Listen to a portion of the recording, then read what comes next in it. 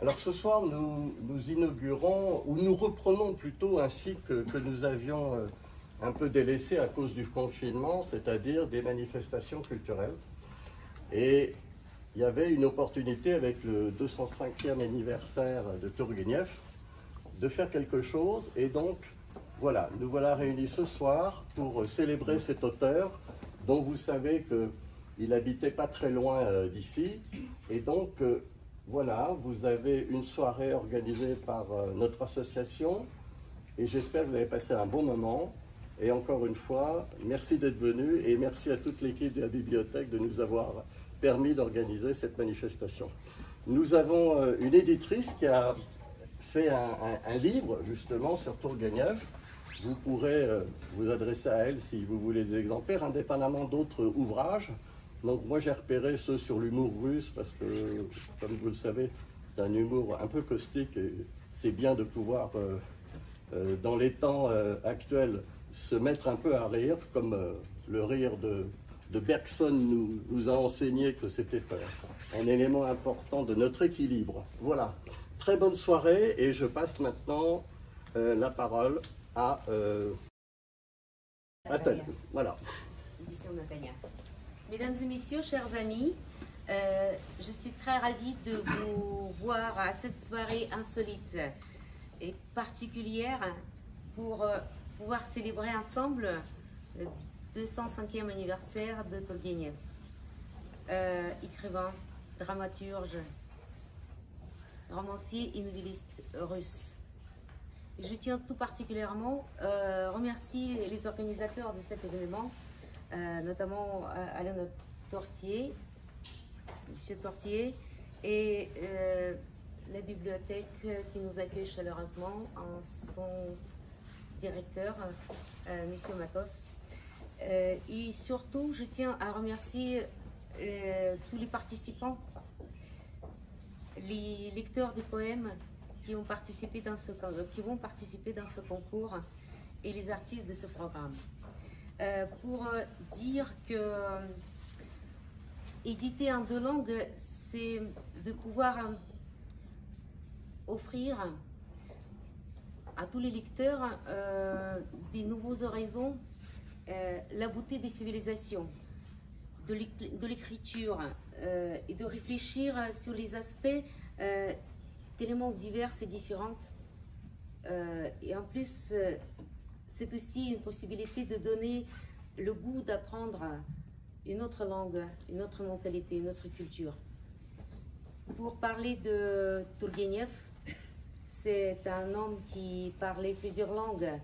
Il parlait le français, l'allemand, l'anglais, le grec, le latin. Et pour dire que notre vie et tout ce que nous faisons est aussi sous l'influence de nos rencontres, des gens brillants qui nous guident aussi comme les étoiles. Pour revenir un peu le parcours de Tourguenieff, on peut dire que dans les années 70, cet homme des lettres est devenu l'auteur russe le plus célèbre et le plus lu en Europe, où les critiques l'ont classé parmi les premiers écrivains de l'époque et du siècle. En 1837, il rencontre Alexandre Pouchkine, par exemple, et il édite sa correspondance et traduit plusieurs de ses poèmes avec Prosper Mérimée et Gustave Flaubert. Il côtoie aussi une pléiade de jeunes philosophes russes, comme Mikhail Bounin, comme Timofey Granovsky, Nikolai Stankevitch et beaucoup d'autres, qui permet à déterminer son orientation et ses pensées. En 1841, Ivan Tourguenieff, élégant et remarquablement cultivé, travaille sous la direction de Vladimir Dal. Tout le monde connaît Vladimir Dal, qui est un ethnographe, lexicographe, écrivain russe de talent confirmé. En 1843, Ivan Tourguenieff rencontre l'amour de sa vie, Pauline Viardot, célèbre mezzo-soprano, qui devienne son étoile de berger jusqu'à la fin de sa vie. Et de 1847 à 1850, Il vit en France, il fréquente, il est critique russe, il est philosophe comme Alexandre Gertsen, critique russe comme Vissarion Belinsky, les écrivains, les essayistes politiques occidentaux russes comme Ivan Annenkov, Alexandre Feck, poète russe. Et il rencontre aussi Georges Sand, Alfred de Musset, Frédéric Chopin, les compositeurs que vous connaissez, beaucoup d'autres, les musiciens, les compositeurs. Donc c'était une époque d'échanges incroyables. Et pour dire que c'était lié d'amitié avec de nombreux auteurs qui permettaient d'avoir cette synergie de talent qui a donné à la civilisation, comme la nôtre, l'héritage incontestable. Gardons ensemble cet héritage, profitons de cet héritage. Et donc ce livre s'appelle « Les chemins qui mènent à l'amour ». Pour terminer mon petit discours, je veux bien terminer par la citation, si vous me permettez, de Ivan Turgenev, bien sûr, comment il a caractérisé son travail. Mes sentiments ne sont qu'amertume et tristesse, et pourtant, je me force de leur donner éclat et beauté. Je cherche des images, des comparaisons, j'arrondis mes phrases, je me complais à la sonorité, à l'harmonie des mots, tel un sculpteur, tel un orfèvre, je modèle, je cisèle l'or de ma coupe et je la pars de mon mieux. Je laisse avec plaisir les paroles aux lecteurs des poèmes et aux artistes de cette soirée. Merci beaucoup. Ты заплакал. Ты заплакал о моем горе. И я заплакал, и сочувствуя к твоей жалости обо мне. Но ведь и ты заплакал о своем горе, только ты увидел его во мне. Tu as pleuré sur mon malheur, et saisi par ta pitié pour moi, j'ai pleuré moi aussi. Mais à vrai dire, tu as pleuré sur ton malheur, le malheur que tu voyais en moi. Простота, простота, тебя зовут святою. Но святость не человеческое дело. Смирение — вот это так. Оно побегает, оно побеждает гордыню. Но не забывай, в самом чувстве гордыни есть уже своя гордыня. La simplicité. Simplicité, simplicité. On te qualifie sainte. Mais la sainteté n'est pas chose humaine. L'humilité soit. L'humilité foule aux pieds l'orgueil. Elle en est victorieuse. Mais ne l'oublie pas, le sentiment même de la victoire ne va pas sans orgueil.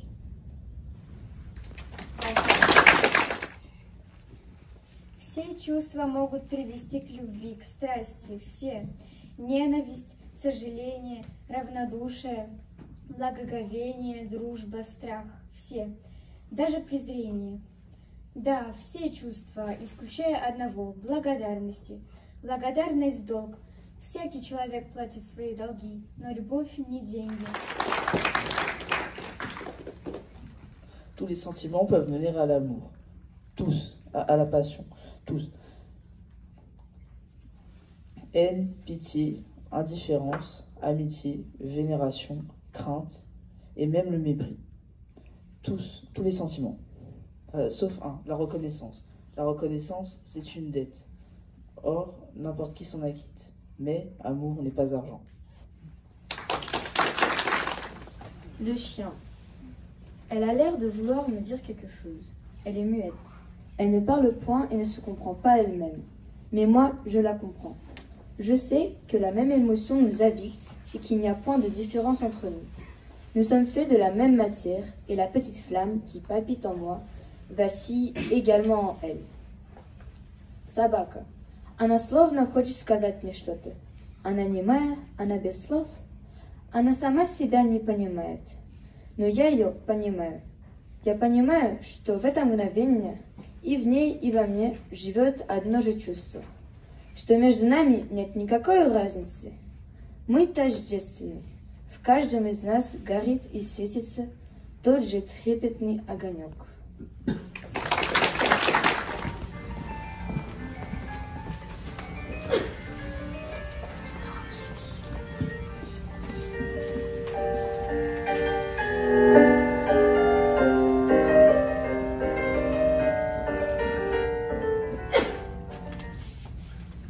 Chère Pauline, дорогая Полина, все чувства могут привести к любви. Все. Ненависть, сожаление, равнодушие, благоговение, дружба, страх, даже презрение. Да, все чувства, исключая одного – благодарность. Благодарность – долг. Всякий человек платит свои долги, но любовь не деньги.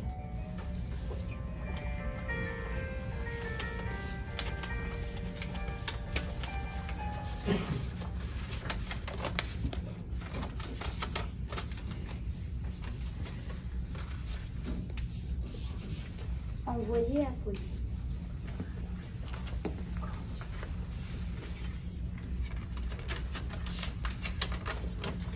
Chère Pauline, tous les sentiments peuvent mener à l'amour, à la passion.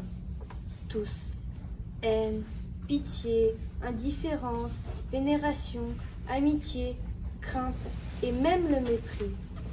Oui, tous les sentiments, sauf un. La reconnaissance. La reconnaissance, c'est une dette. N'importe qui s'en acquitte. Mais amour n'est pas argent. Mais amour n'est pas argent. Oui, il a raison.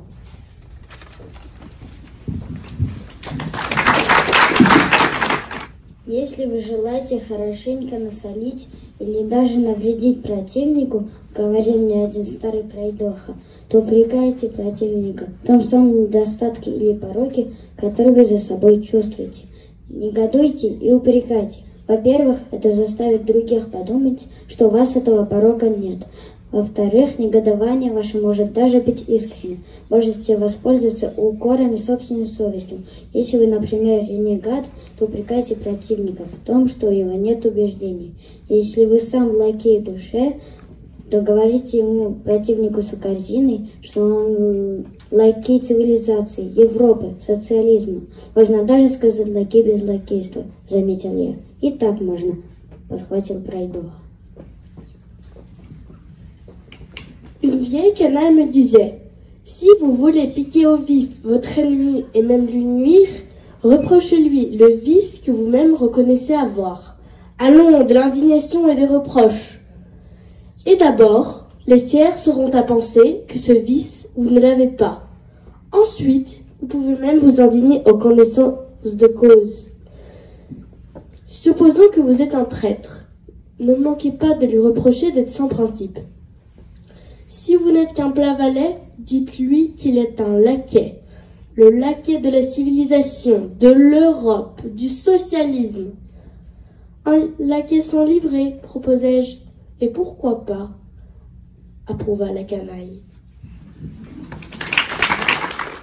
В одни сомнений, в одни тягостных раздумий о судьбах моей Родины ты отдельной поддержкой и опорой. О, великий, могучий, правдивый и свободный русский язык! Не будь тебя, как не впасть в отчаяние при виде всего, что совершается дома? Но нельзя верить, что такой язык не был дан великому народу. La langue russe. Au jour de doute, au jour où l'incertitude sur le destin de ma patrie pèse comme un fardeau, tu es mon seul soutien, mon seul appui, ô grande, puissante, loyale et libre langue russe. Comment, sans toi, ne pas tomber dans le désespoir face au spectacle de ce qui se fait chez nous? Non, il est impossible de croire qu'une langue pareille ne soit pas l'apanage d'un grand peuple.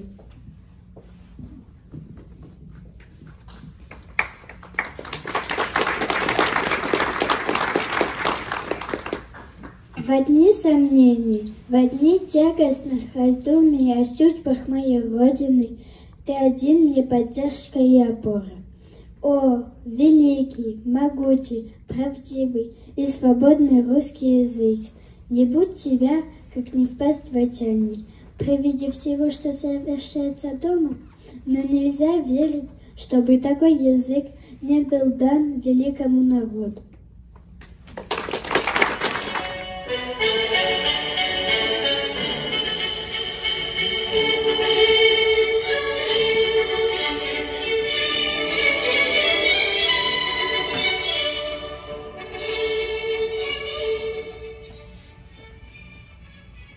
Иван Тургенев. Пир у верховного существа. Однажды верховное существо решило задать великий пир в своих лазоревых чертогах. Все добродетели были им позваны в гости. Одни добродетели. Мужчин он не приглашал, только дам. Собралось их очень много, великих и малых. Малые добродетели были приятнее и любезнее великих, но все казались довольными и вежливо разговаривали, как приличествует близким родственникам и знакомым. Ну вот, верховное существо заметило двух прекрасных дам, которые, казалось, вовсе не были знакомы друг с дружкой.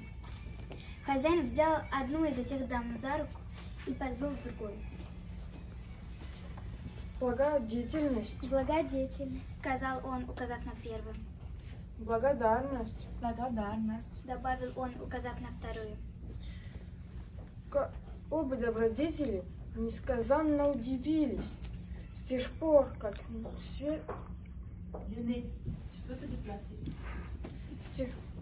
мир стоял, а стоял он уже давно, они встречались в первый раз. Un jour, il arriva que l'être suprême eut l'idée de donner une grande fête dans les appartements de son palais d'azur. Il invita toutes les vertus seules. Ces messieurs n'étaient pas invités, seulement les dames. Les petites vertus étaient plus avenantes et plus aimables que les grandes. Elles s'entretenaient comme ici entre proches parents et gens qui se connaissent. Mais voici que l'être suprême remarque deux belles dames, qui, semble-t-il, ne se connaissaient pas du tout. Il prit l'une d'elles par le bras et l'amena à l'autre. La bienfaisance, dit-il en montrant la première. la reconnaissance, ajouta-t-il en montrant la seconde. Combien les deux vertus furent surprises, on ne saurait le dire. Depuis que le monde est monde, et cela ne date pas d'hier, elles se rencontrèrent pour la première fois. Иван Тургенев, «Premier amour».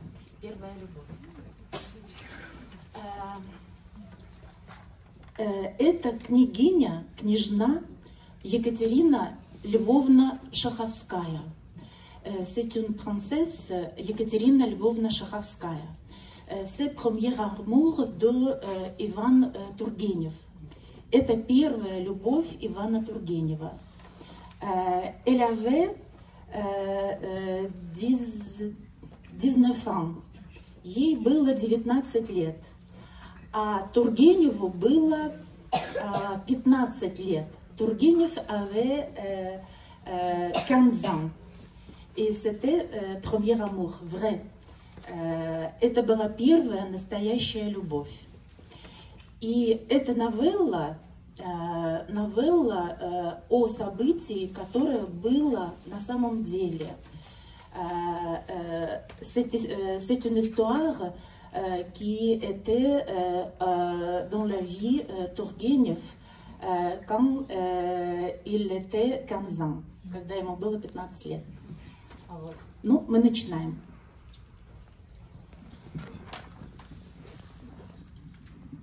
Bonsoir à tous. Alors, premier amour, Ivan Turgenev. Les invités avaient pris congé depuis longtemps. L'horloge venait de sonner la demie de minuit. Seul, notre amphitryon, Serge Nikolaevitch et Vladimir Petrovitch, restaient encore au salon.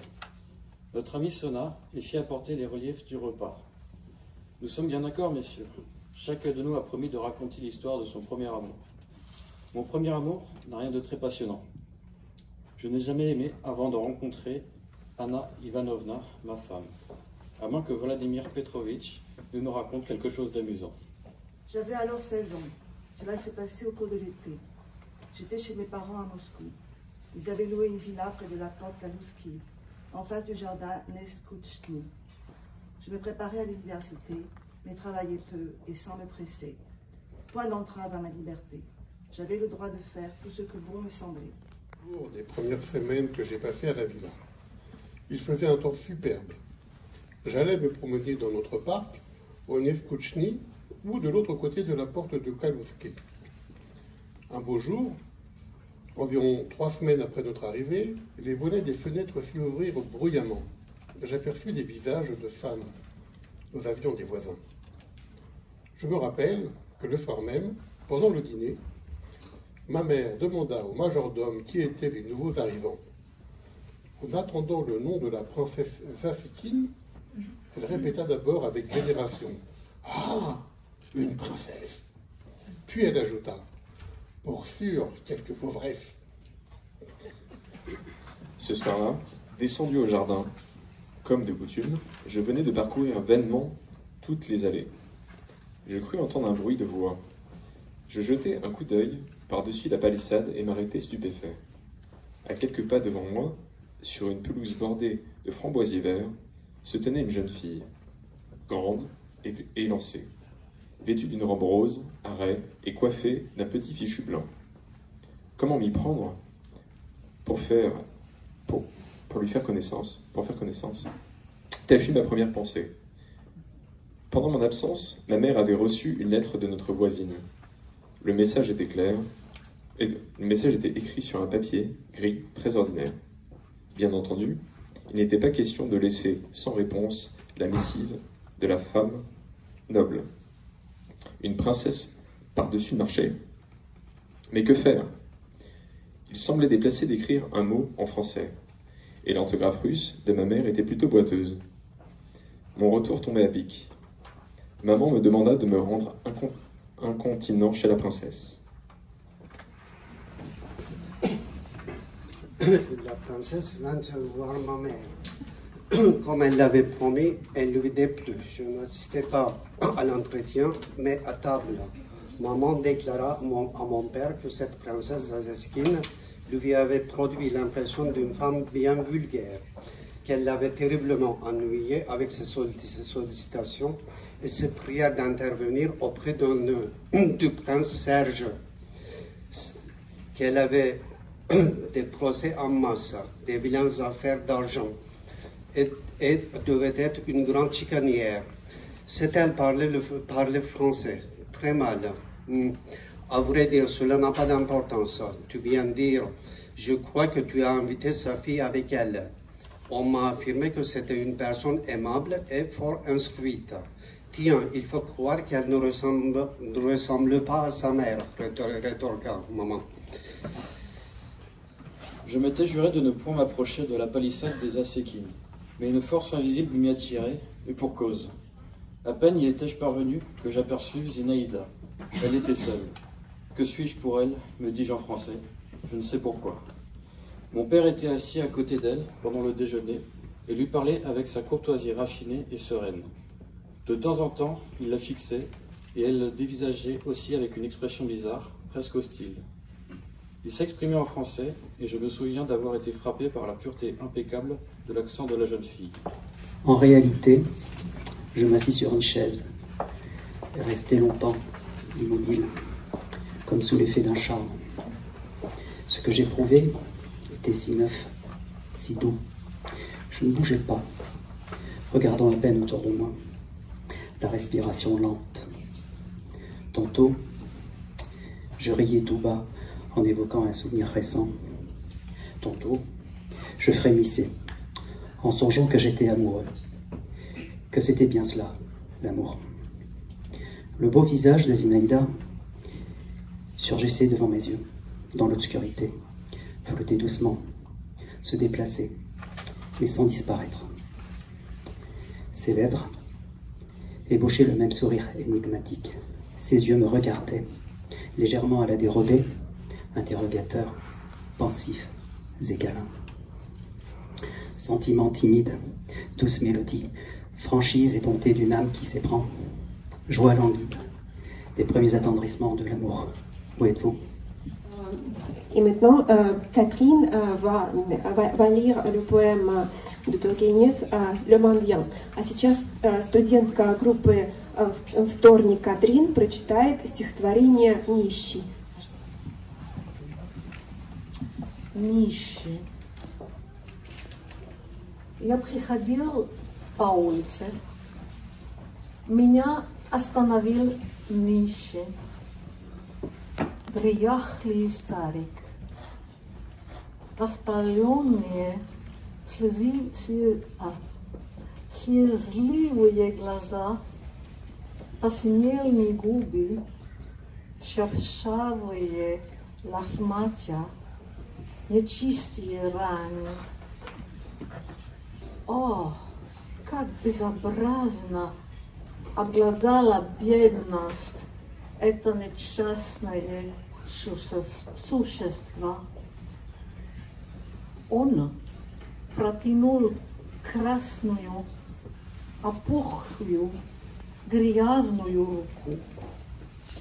Он стонал, он мчал у помощи.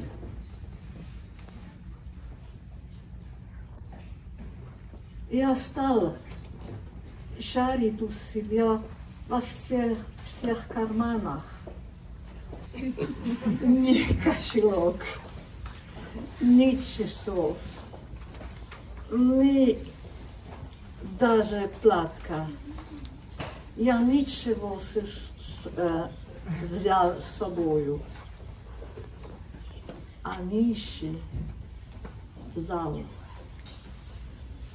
И протянутая его рука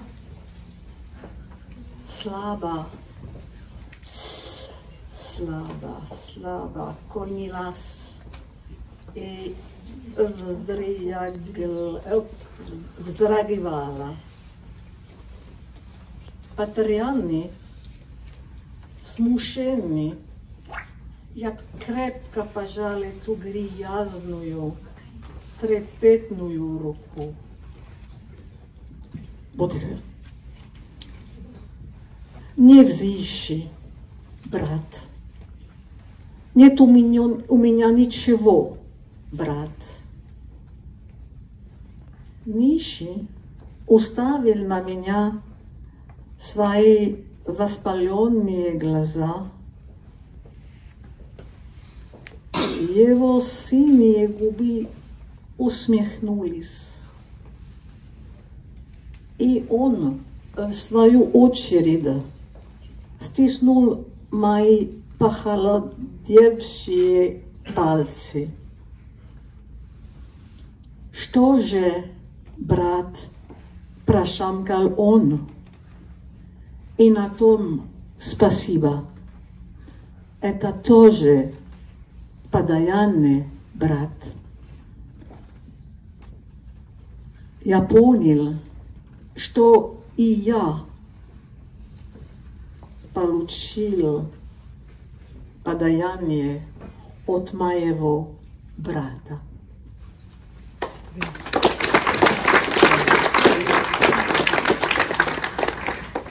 C'est l'histoire d'une rencontre après qu'un homme soit passé dans la rue à côté de ce qui n'était pas un homme pour lui. Mais la misère, des mains sales, des yeux chassieux, des blessures mal soignées. Le mendiant lui demande, bien sûr, l'aumône, et l'homme se fouille, il ne trouve rien. Il en est tout déconfit, tout atterré. Il craint qu'on le croie indifférent. Et dans son inquiétude, il saisit la main du mendiant et il la serre fermement et surtout, il l'appelle frère. Le plus intéressant, c'est le mendiant. Parce que lui, il lève les yeux sur celui qui vient de croiser. Il sourit. Et puis, il lui dit que ça aussi, c'est un cadeau. Et ça c'est juste le fait de l'avoir appelé frère. Et la conclusion tirée par l'auteur, c'est que l'aumône, j'ai dit cadeau, c'est aumône, que l'aumône, elle a été reçue 2 fois. Une fois par le mendiant, bien sûr, mais aussi par le narrateur, qui a vécu un échange de fraternité avec un homme dont il était infiniment distant. Bravo. Так, сейчас я вам представляю короткое стихотворение Тургенева, и называется «Любовь». Любовь. Все говорят, любовь – самое высокое, самое неземное чувство. Чужое я внедрилась в твое, ты расширен и ты нарушен. Ты платью теперь далек, и твое я умерщвлена. Но человека с плотью и кровью возмущает даже такая смерть. Воскресают одни бессмертные боги. А теперь по-французски, en français, l'amour. On le dit, l'amour est le plus noble, le plus sublime des sentiments. Ma nature, cette étrangère, a pénétré la tienne. Ton domaine agrandi est aussi bien violé, mais que te voilà loin. Ton ancien être est tué, et l'être humain de chair et de sang se révolte même contre cette mort. Les dieux seuls, les dieux immortels ressuscitent.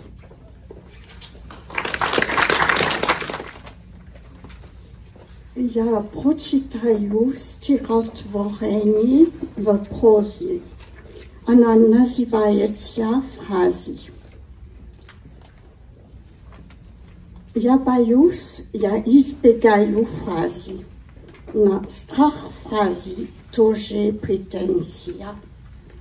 Так, между этими двумя иностранными словами, между претензией и фразой, так и катится и колеблется наша сложная жизнь.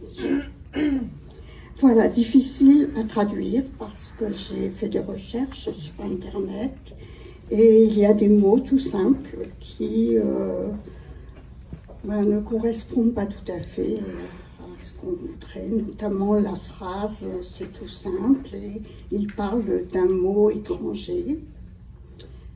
Voilà.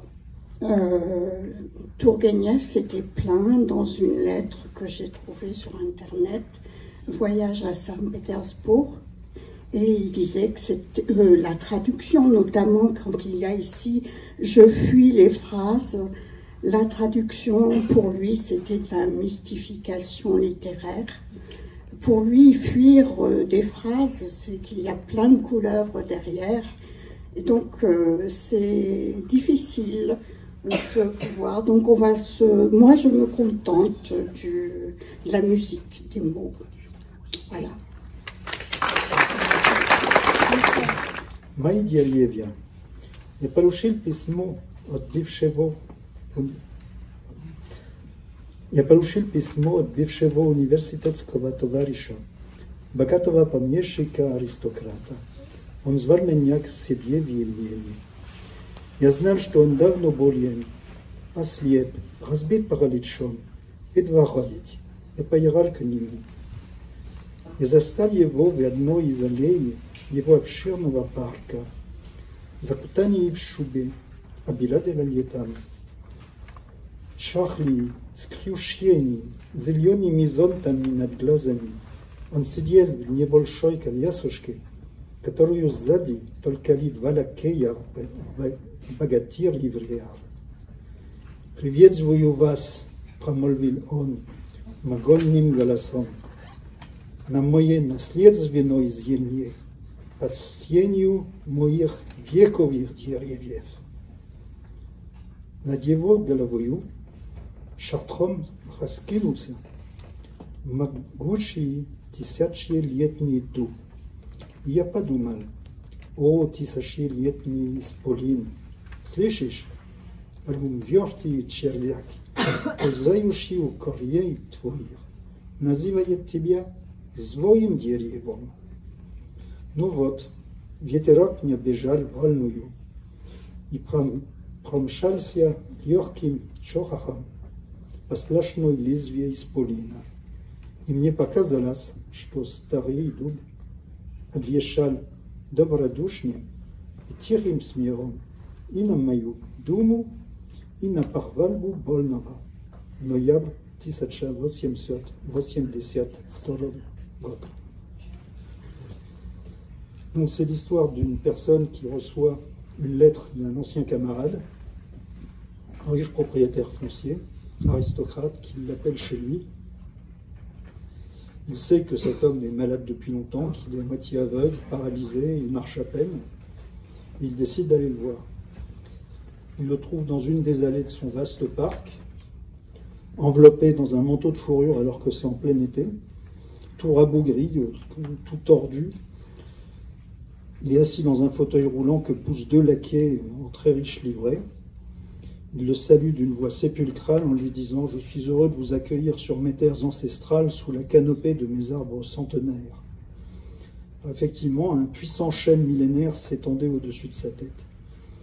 Et donc l'auteur dit « Géant millénaire, tu l'entends, ce ver à moitié mort, rampant sur tes racines, il t'appelle son arbre. » Mais à ce moment-là, une onde de brise souffla un léger bruissement, et le solide feuillage du géant trembla. Il me sembla que le vieux chêne répondait avec un rire calme et gentil à ma pensée comme à la prétention du malade.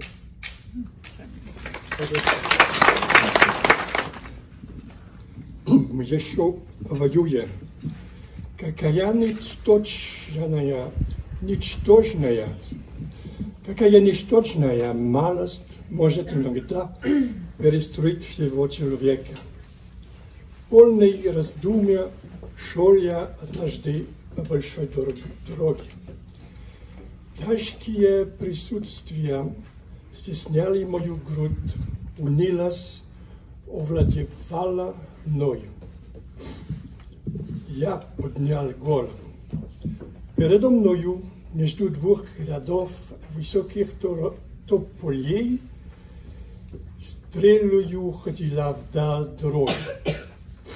И через нее, через эту самую дорогу, в 10 шагах от меня, вся разопоченная ярким летним солнцем, прыгала гостем целая семейка воробьев. Прыгала бойко, забавно, самонадеянно. Особенно один из них так и насаживал бочком, выпуча зуб и дерзко чирикая, словно и черт ему не брат. Завоеватель и больно. А между тем высоко на небе кружил ястреб, которому, быть может, суждено сожрать именно этого самого завоевателя. Я поглядел, рассмеялся, встряхнулся, и грустные думы тотчас отлетели прочь. Отвагу, удал и охоту к жизни почувствовал я. И пускай надо мной кружит мой ястреб, мы еще повоюем, черт возьми. Comme parfois il suffit d'un rien, d'un misérable rien pour changer les humeurs. Absorbé dans mes pensées, je suivais un jour la grande route. De lourds pressentiments oppressaient ma poitrine. Le découragement était mon maître. Je levai la tête. Devant moi, entre 2 rangées de hauts peupliers, la route partait au loin comme une flèche.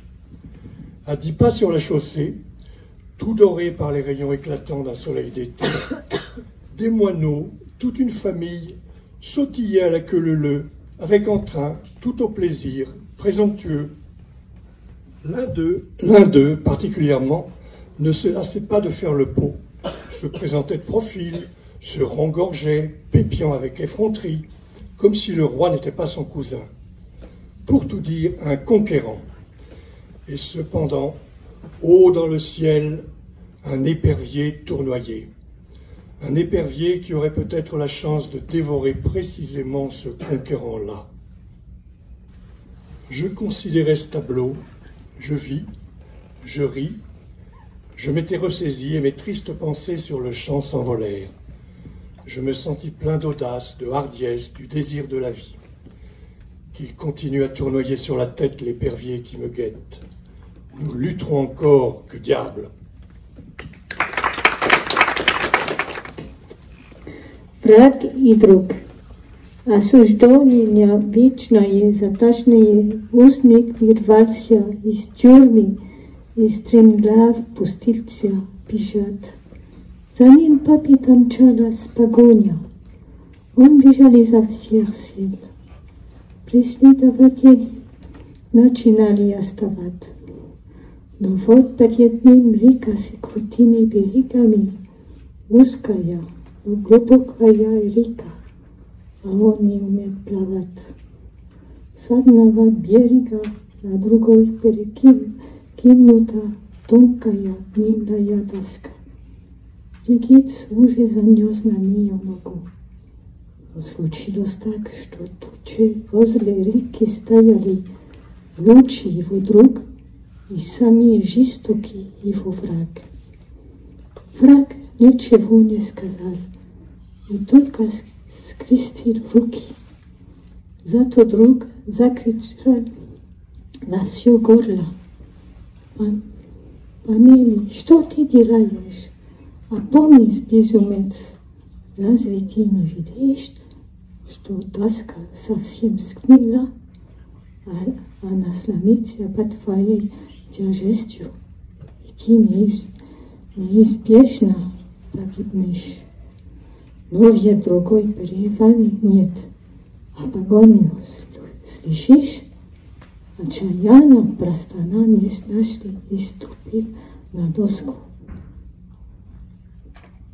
«Не допущу, нет, не допущу, чтоб ты погибнул!» Возопил ревностный друг и вырвал из-под ног беглеца доску.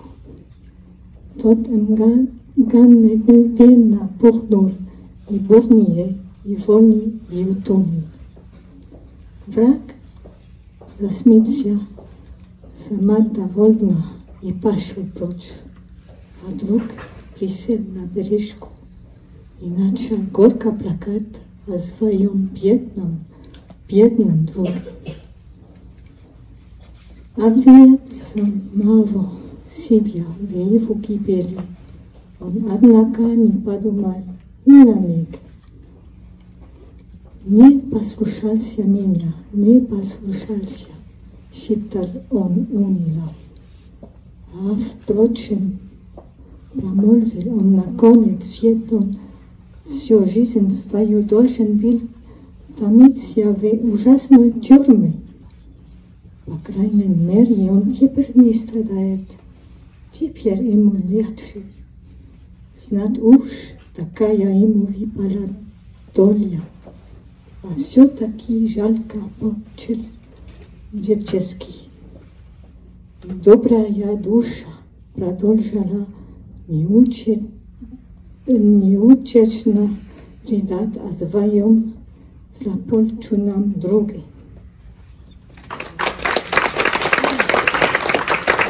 Là, c'est un poème qui s'intitule L'ennemi et l'ami. Donc, c'est un prisonnier qui est condamné à perpétuité et qui s'évade de prison.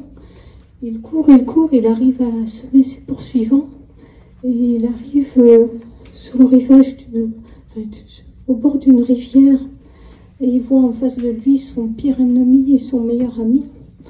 Et entre les deux rives, il y a une passerelle. Et il va pour marcher sur cette passerelle et son ami, alors l'ennemi ne dit rien, il croise juste les bras et son ami lui dit ne traverse pas, la planche est pourrie, tu vas tomber dans l'eau et tu vas te noyer. Alors l'évadé lui dit écoute, je n'ai que cette solution, je ne peux passer que par là. Donc il enjambe la passerelle et son ami tire sur la passerelle et donc le prisonnier tombe dans l'eau et se noie. Et la fin de l'histoire, c'est que l'ennemi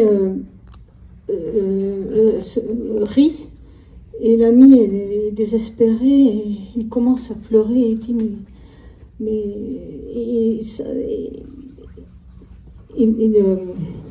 il dit que de toute façon, c'était mieux que son ami meure dans les eaux parce qu'il aurait passé sa vie en prison et que de toute façon, lui, il n'y est pour rien et que c'était la meilleure solution pour lui. Et donc la bonne âme inconsolable continue de sangloter sur son malheureux ami. Voilà. Это тоже очень известный романс. C'est aussi une chanson très connue. Утро туманое, утро седое, нивы печальные, снегом покрытие, нехотя вспомнишь и время былое. Вспомнишь и лица давно позабытые. Вспомнишь обильные страстные речи, взгляди так жадно, так робко ловимые. Первые встречи, последние встречи, тихого голоса звуки любимые. Вспомнишь разлуку с любимой страной. Многое вспомнишь родное далекое. Слушая ропот колес непристани, глядя задумчиво в небо широкое. En chemin, matin brumeux, matin argenté, étang de triste de neige enveloppé, sans le vouloir, tu te souviendras des temps passés, tu te souviendras des visages depuis longtemps oubliés.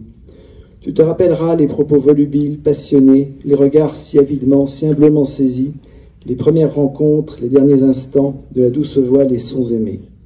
Tu te souviendras de la séparation au sourire étrange, tu te souviendras tant de ce qui est familier, maintenant éloigné, en écoutant des roues le murmure incessant, en regardant d'un air pensif vers le ciel insensé.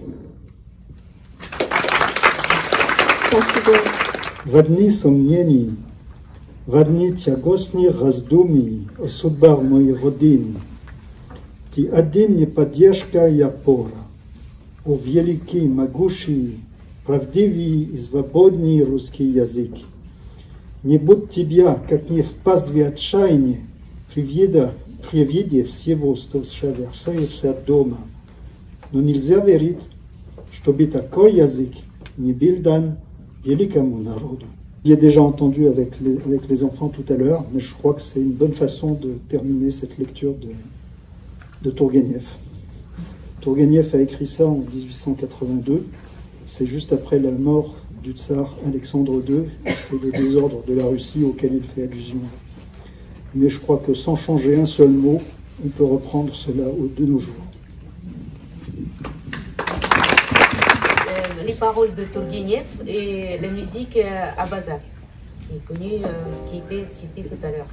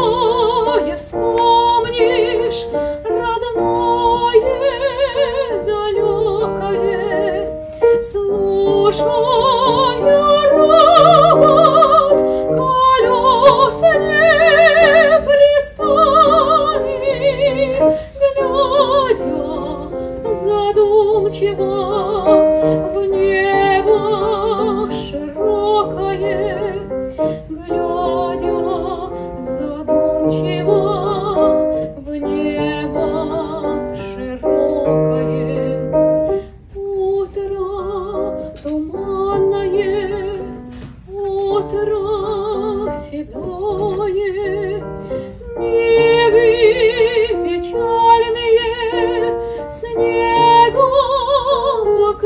святые